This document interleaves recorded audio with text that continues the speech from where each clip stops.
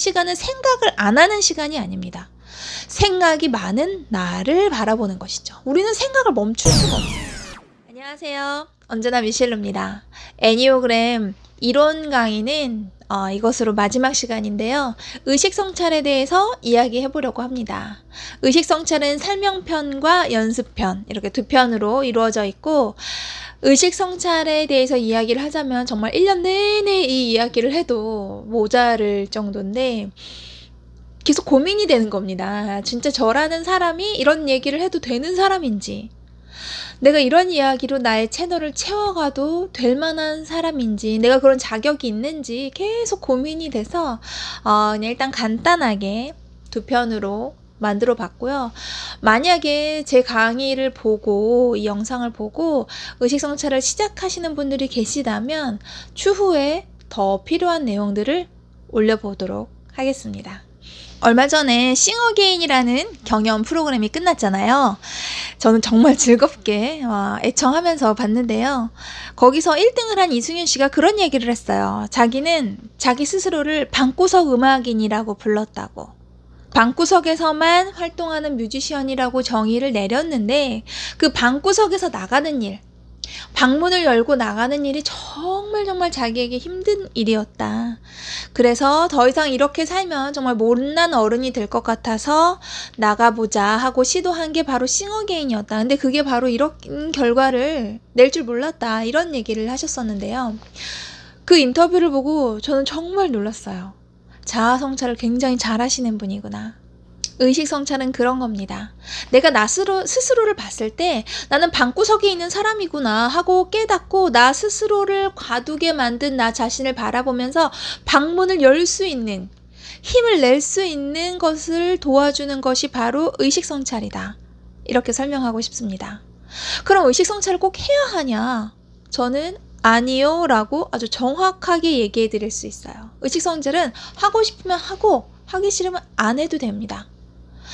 우리가 MBTI나 애니어그램 같이 나를 알 수 있는 도구를 배우게 됐을 때 막 친구들한테 막 전화해서, 야, 너 MBTI 알아? 아직도 몰라? 빨리 검사해봐.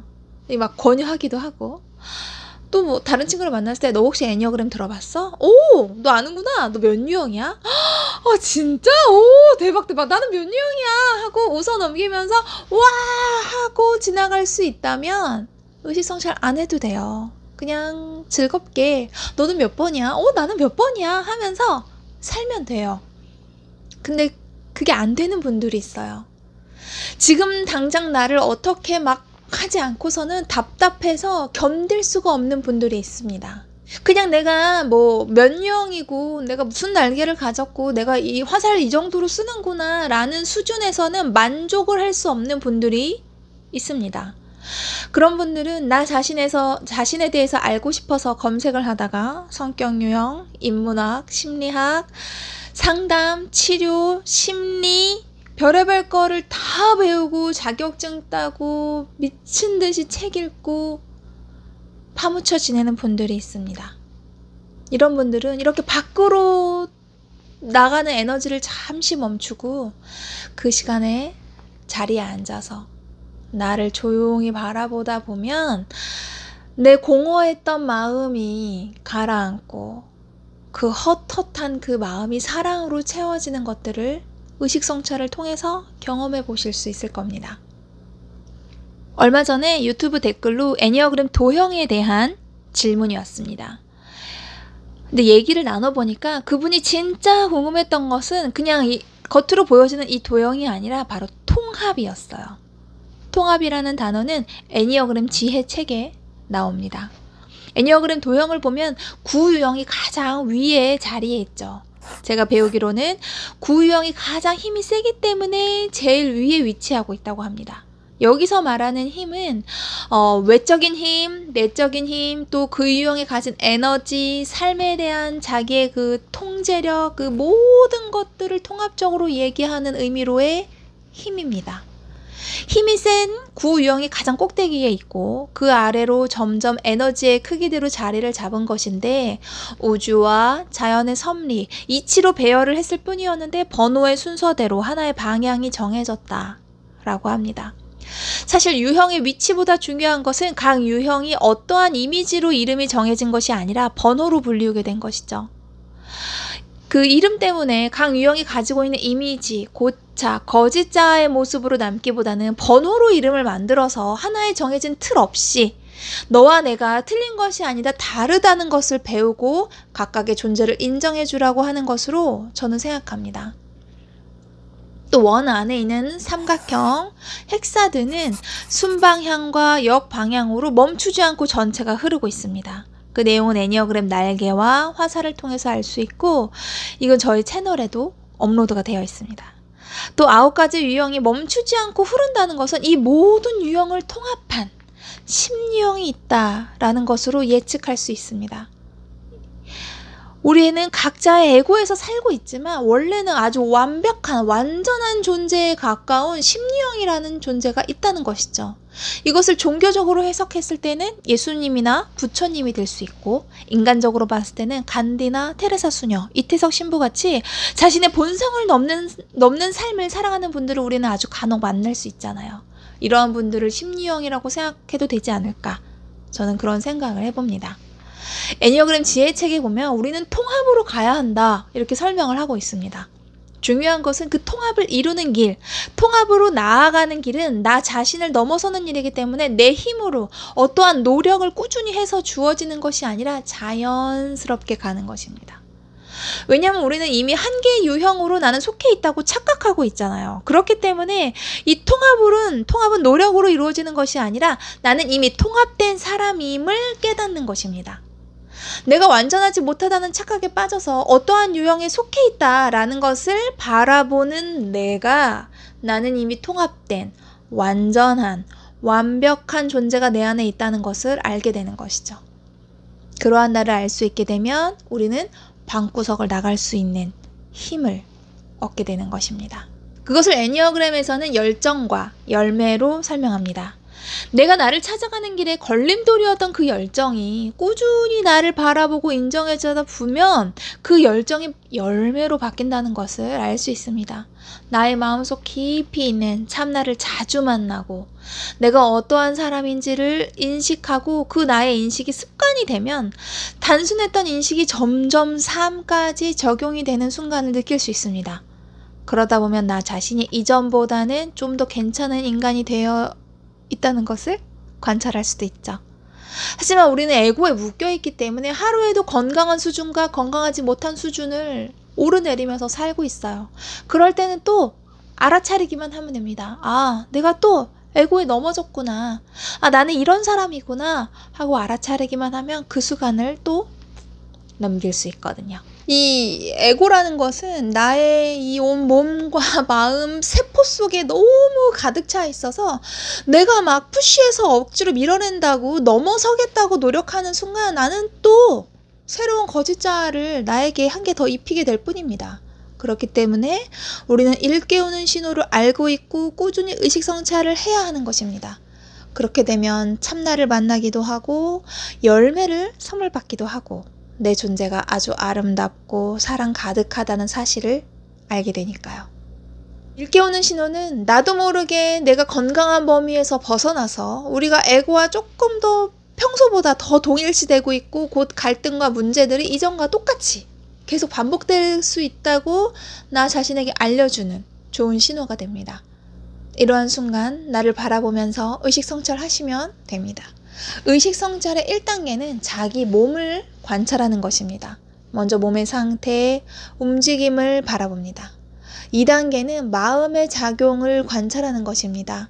내 마음이 지금 어떠한 상태인지를 바라보는 것이죠. 3단계는 자신의 모든 행위를 움직이는 에고를 관찰하는 것입니다. 지금 내가 겪고 있는 이 사건에 나의 에고가 어떻게 움직이고 있는지 바라보는 것입니다. 의식성찰을 자주 하게 되면 객관화를 배울 수 있습니다. 자긴 객관화를 해야 된다는 말을 자주 들어보셨을 텐데 그럼 그건 어떻게 하는 건가요? 라는 질문을 하시는 분들이 있습니다. 객관화란 자기에게 직접 관련된 사항을 제3자의 입장에서 바라보거나 생각하는 일입니다. 그럼 자기 객관화는 나를 있는 그대로 마치 제3자가 바라보듯이 내가 나를 바라보는 것이죠. 근데 우리가 이런 것을 평소에 해본 적이 없기 때문에 좀 어려워요. 이상하기도 합니다. 그럴 땐 의식성찰을 몇 번 해보시면 자기 객관화를 자연스럽게 일상 속에서 편안할 때도 화가 날 때도 나를 바라보면서 자기네 객관화를 하실 수 있습니다. 그렇게 자기네 객관화를 하게 되면 내 마음이 지나치게 널뛰지 않도록 다독일 수도 있어요. 이 지나치게 널뛴다 라는 표현은 우리가 어떠한 일이 생겼을 때 그 일이 한 숫자 10의 정도의 일이에요. 근데 그 10의 정도의 일이 나의 감정과 무의식 가운데 있던 나의 무언가를 건드리면 내 마음에 깊이 묵혀놨던 나의 감정들이 한꺼번에 일어나게 됩니다. 숫자 10 정도의 일이었는데 내 마음은 100, 500으로 널뛰고 미처 광분해 분노하게 되는 거죠. 이러한 일들이 내가 건강하지 않은 상태일 때는 항상 자주 일어나게 되고 내가 나 스스로를 제어하지 못하고 지나친 감정을 주변에 마구마구 쏘아대면서 언어적으로, 신체적으로, 정신적으로, 폭력적으로 살아가게 만들죠. 나도 나를 감당하지 못하고 나 자신을 학대하고 내 주변 사람들을 아주 괴롭히며 힘든 시간을 보내게 됩니다. 이럴 때 우리가 의식성찰, 자기네 객관화가 몸에 잘 배어 있으면 10 정도의 일을 100이나 500이 아닌 10의 에너지로 마무리할 수 있게 됩니다. 상대방과 의가 상하지 않으면서 현명하게 내 생각을 이야기하고 나의 감정을 나 스스로도 다치지 않게 설명할 수 있게 되는 겁니다. 이런 얘기는 너무 이상적인 이야기일 수도 있겠지만 우리는 죽을 때까지 이렇게 항상 연습하는 마음으로 살아갈 때 나의 걸림돌이었던 열정이 열매로 변화하게 되는 것입니다. 에고는 우리에게 기본적인 욕망을 계속 추구하고 성격 유형을 계속 강화시켜 나갈 때만이 내가 사랑과 인정을 받으며 자유롭고 주체적으로 존재할 수 있다고 나에게 속삭이고 있어요. 그러한 삶에서 나의 아픔과 약함 그대로를 인정하고 밖으로 드러내는 방향의 전환은 내가 상상할 수 없는 큰 에너지원이 됩니다. 이거는 거짓자에서 완전히 얽매여 사는 삶에서 내가 나의 거짓자가 어떠한 가면인지를 알고 내가 거짓자를 데리고 사는 삶은 완전히 다른 삶이기 때문입니다. 그럼 구체적으로 어떻게 하면 되냐? 아주 간단합니다. 아주 조용한 시간과 장소를 마련합니다. 의자나 소파, 바닥, 자신이 편안하게 앉을 수 있는 자리를 찾습니다. 잠자리나 침대는 조금 위험할 수 있어요. 눕고 싶고 자고 싶거든요. 그러니까 편안하게 앉을 수 있는, 잠시 나를 편안하게 쉬게 만들 수 있는 자리를 마련합니다. 그리고 눈을 감고 나를 관찰합니다. 사실 이게 다예요. 아주 간단하죠? 의식성찰은 명상, 관상, 침묵, 향심 이런 것들과 결을 같이 합니다. 하지만 명상이나 관상이 떠오르는 생각을 떠나보내는 것과 달리 의식성찰은 내가 오늘 있었던 일을 관찰하는 것이 주를 이룹니다. 처음 시도하시는 분들은 한 5분 정도로 처음에는 시도를 해보시고 5분이 괜찮으면 조금씩 5분씩 늘려가셔서 총 15분이나 20분 정도로 시간을 정해두시면 좋습니다. 매일 하면 좋은데 시간 내기가 어려우신 분들은 일주일에 3번 정도 권장해드리고요. 그리고 의식성찰은 나의 하루 중 가장 조용하게 있을 수 있는 시간을 고르시고 꾸준하게 하는 것이 중요하고 20분이라는 시간이 너무 부담스럽다. 그 시간이 너무 길고 괴롭다 라고 하시는 분들은 10분으로 정해두시고 10분을 꾸준하게 하시는 것도 괜찮습니다. 준비물은 시간을 맞출 수 있는 알람, 내 핸드폰도 괜찮고 내 핸드폰에 연락 오는 것이 너무 신경 쓰인다면 핸드폰 아예 꺼버리고 알람을 설정할 수 있는 쓰지 않는 핸드폰이나 작은 알람 기계 같은 거를 사용해도 좋습니다. 그리고 공책, 내 마음을 기록해둘 공책과 펜, 알람, 공책, 펜, 조용한 시간, 자리 이렇게 5가지가 준비되면 됩니다. 의식성찰 3단계를 아까 잠깐 설명해 드렸는데 처음에 시도해 보실 때는 1단계만 일단 해보는 겁니다. 1단계를 했더니 오 할만하다 하시면 그 다음에 시작했을 때는 2단계로 넘어가고 2단계까지도 내가 조금 익숙해지고 있는 것 같다 하면은 그 시간에 3단계로 넘어가셔도 좋고 아니면 다음번에 시도했을 때 1단계에서 2단계, 3단계 이렇게 자연스럽게 흐르도록 내 마음을 따라가 보는 겁니다. 자리에 앉아 핸드폰을 비행기 모드로 꼭 해두시고 알람을 맞춰둔 다음에 눈을 감고 앉아서 그날 하루 있었던 일을 전체적으로 바라봐도 괜찮고 어쩐 특정한 일이 있다면 그 사건에 대해서 나를 떠올려 보는 겁니다. 그 사건과 나 그리고 상대방 나의 감정, 표정, 내가 했던 언어들 모든 것들을 그냥 그저 관찰합니다. 이것이 바로 객관화입니다. 절대로 나의 모습을 판단하지 않고 비판하지 않고 그냥 있는 그대로 바라봅니다. 절대로 질책하시면 안 돼요. 그때 그랬어야 되는데 내가 이런 거 안 되고 그냥 바라봅니다. 만약 내가 오늘 하루 엊그저께까지 살펴봐도 이번 주 내내 아무 일이 없었다 라고 한다면 그저 그냥 나를 바라보시면 됩니다. 눈 감고 앉아있으면 주변의 사물 소리, 창밖의 소리 이런 것들이 막 들려오거든요. 그런 것에 마음이 이끌린다면 이끌리는 나를 바라봅니다. 또 여러 가지 생각들이 나를 너무 괴롭혀서 이 시간이 괴롭다 하시면 숨을 크게 들이쉬고 내쉬면서 그 괴롭히는 생각들을 구름이 떠나가듯 파도가 밀려가듯 멀리 떠나보냅니다. 여기서 중요한 거는 이 시간은 생각을 안 하는 시간이 아닙니다. 생각이 많은 나를 바라보는 것이죠. 우리는 생각을 멈출 수가 없습니다. 아주 가끔씩은 참나를 깊이 만나서 생각이 멈추는 아주 고요한 시간을 선물 받기도 하는데 그런 거는 굉장히 가끔 있는 일이고 아주 찰나의 순간이기 때문에 그런 것을 기대하기보다는 그냥 생각을 하고 있는 나, 어떠한 사건에 휩싸여 있는 나, 감정이 요동치는 나, 그냥 나를 있는 그대로 바라봅니다. 시간이 끝나면 알람을 끄고 조용히 마무리합니다. 종교가 있으시면 종교에 맞게 기도로 끝내시고 종교가 없으시면 잠시 고요한 시간을 두시다가 일어나시면 되는데 시간 끝났네 알람 딱 끄고 바로 탁 일어나는 것은 좋지 않습니다. 내가 자각할 순 없지만 눈을 감고 깊이 나를 바라봤을 때 내 마음은 무의식으로 쓱 스며들거든요. 그 무의식으로 스며들었던 나를 잠시 현실로 일상으로 돌아오는 시간을 잠시 두는 거예요. 이러한 머무는 시간 없이 탁 눈을 뜨고 일어났을 때 현기증이나 두통이 일어날 수도 있습니다. 그러니까 잠시 조용한 시간을 갖고 일어나시는 것을 추천해 드립니다.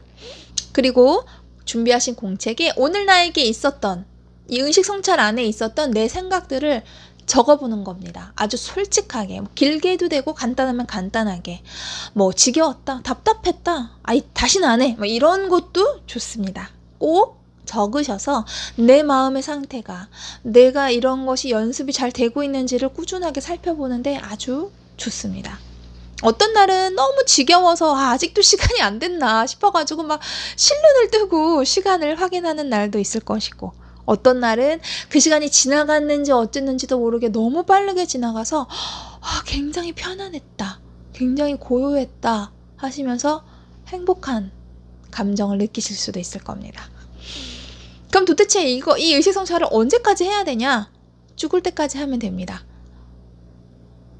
왜냐하면 내가 눈 감는 날 나의 거짓자아도 함께 눈을 감을 것이기 때문입니다. 그럼 다음 편에서 함께 연습을 해보도록 하겠습니다. 다음 편도 꼭 봐주세요.